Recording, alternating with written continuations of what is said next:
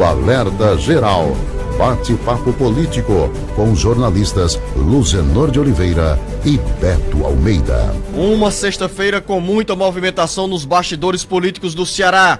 O governador eleito Elmano de Freitas tem as últimas conversas para anunciar ainda nesta manhã os nomes do secretariado ou dos secretários que irão acompanhá-lo a partir do dia 1º de janeiro de 2023.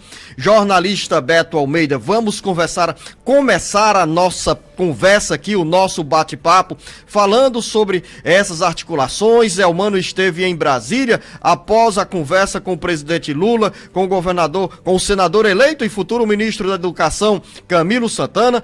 Elmano voltou ao Ceará, retomou com toda a intensidade as articulações, as tratativas para atrair o apoio de deputados estaduais na Assembleia Legislativa e, ao mesmo tempo, definir os nomes que irão integrar o primeiro escalão da administração estadual. Elmano precisa contemplar o MDB, o PP, PCdoB, PSB, Rede Sustentabilidade, além, naturalmente, de uma expressiva fatia do secretariado para o Partido dos Trabalhadores. Mas um dos nós que Elmano de Freitas tenta desatar é justamente no PDT.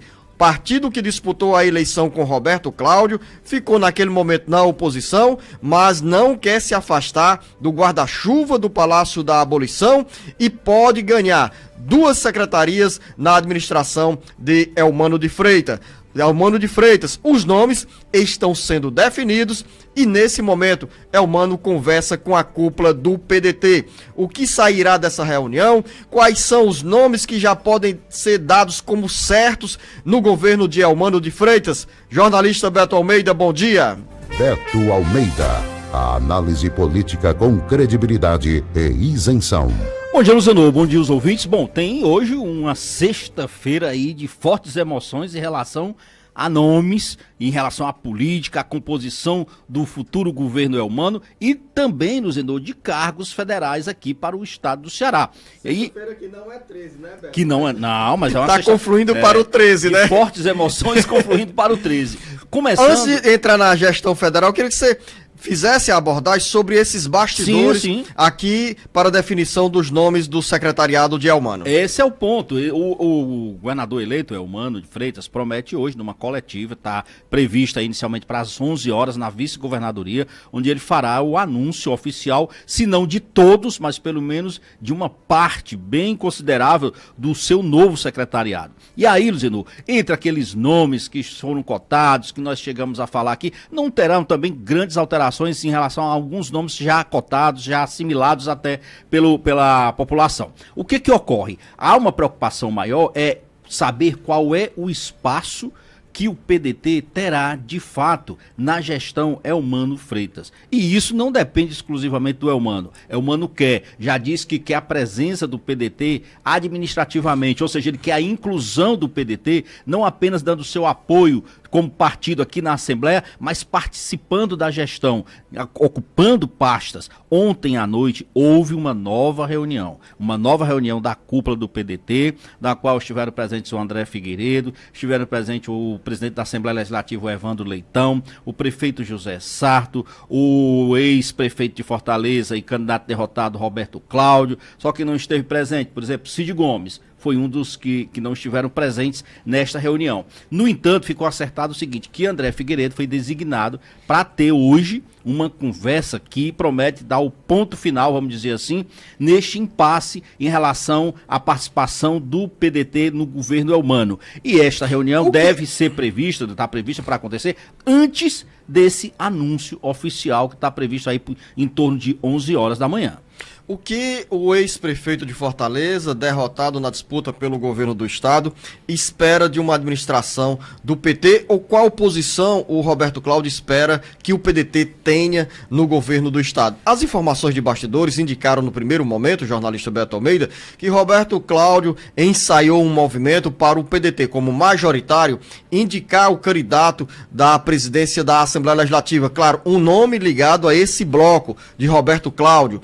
mas essa ideia não foi levada a sério, esse assunto morreu logo no nascedouro, mesmo porque Evandro Leitão tem hoje o apoio da maioria dos 46 novos deputados estaduais, tem a simpatia do senador eleito Camilo Santana e tem também a simpatia e o apoio do governador eleito Eumano de Freitas. Diante dessa situação, o que pensa Roberto Cláudio sobre esses novos caminhos do PDT na relação com o PT no governo do estado? Bom, senador, o ex-prefeito Roberto Cláudio vinha exatamente defendendo que o PDT tivesse uma certa independência na relação com o futuro governo Eumano aqui, principalmente na Assembleia Legislativa, propondo aquela história de uma oposição propositiva. Mas não é isso exatamente que uma grande parte do PDT quer. Aliás, não foi só o Cid Gomes que esteve ausente, o Evandro Leitão que esteve ausente da reunião. Foi só o André Figueiredo, o Sarto, o Mauro Filho e o Roberto Cláudio. Então, com essa nova decisão de tirar o André Figueiredo para tentar viabilizar, pôr um ponto final nessa história, pode ser que aí o Roberto Cláudio tenha sido, Luziano,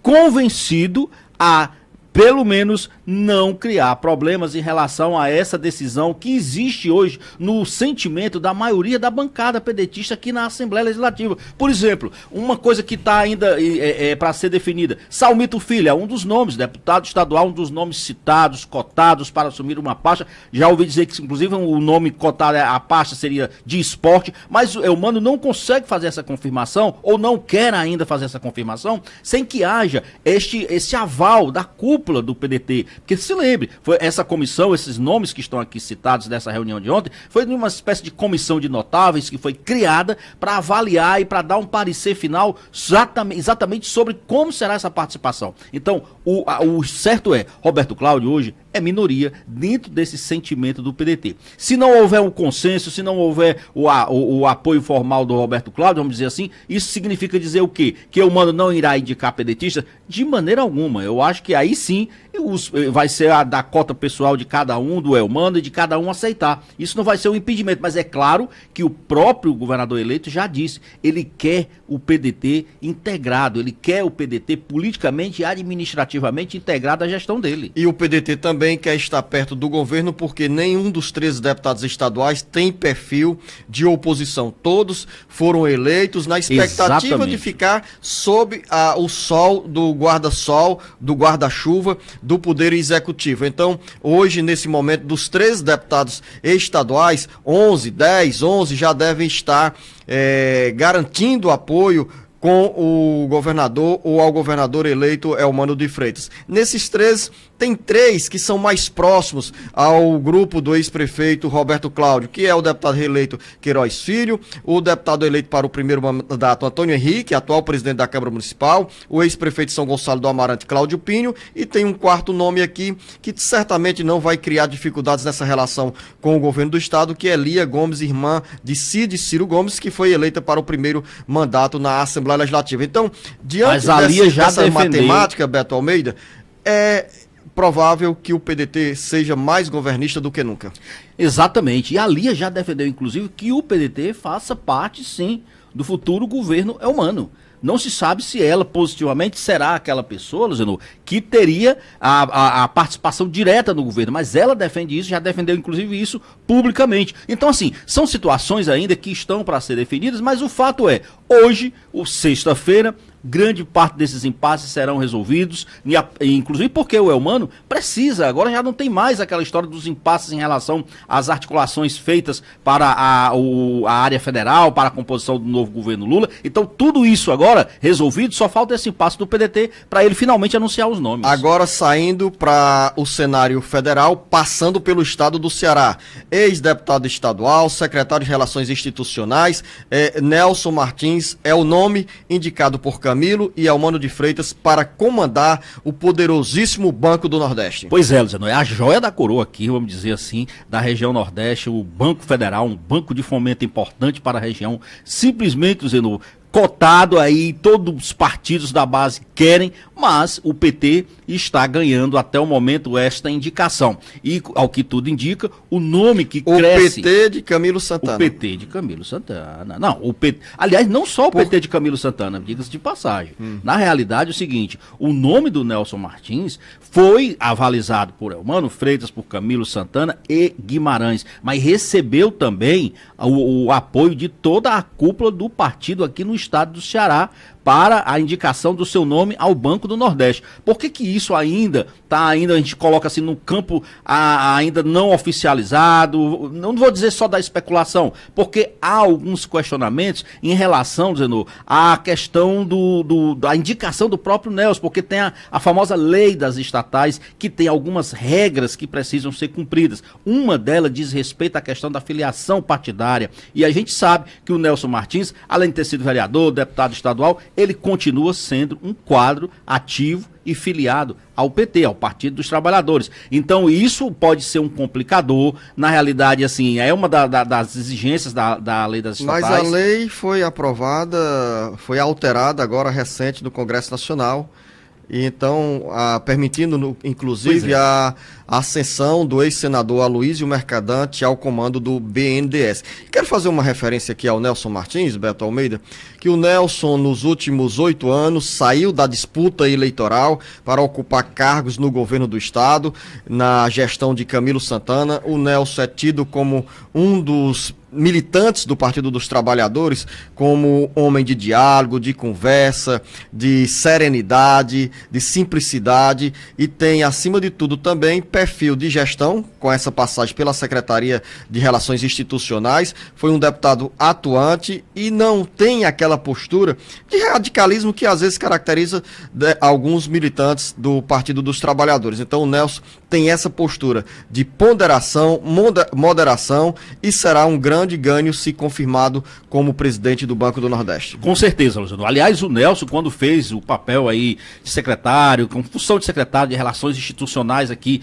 do governo do estado com a Assembleia Legislativa, demonstrou exatamente toda essa capacidade de negociação, de ponderação, de articulação, que, meu amigo, era problemas ali todos os dias caindo sobre a mesa dele, ele mantendo sempre aquela serenidade. Então é um nome, de fato, que eu acredito que não encontra resistências. Não encontra resistências dentro do PT, não encontra resistências, talvez, logicamente, fora também, porque é difícil você chegar e dizer por que não o Nelson Martins. E outra coisa, aí também tem um fato, isso mantém também a área de influência do BNB, do Banco do Nordeste do Brasil, também bem ligada ao nobre José Guimarães, né?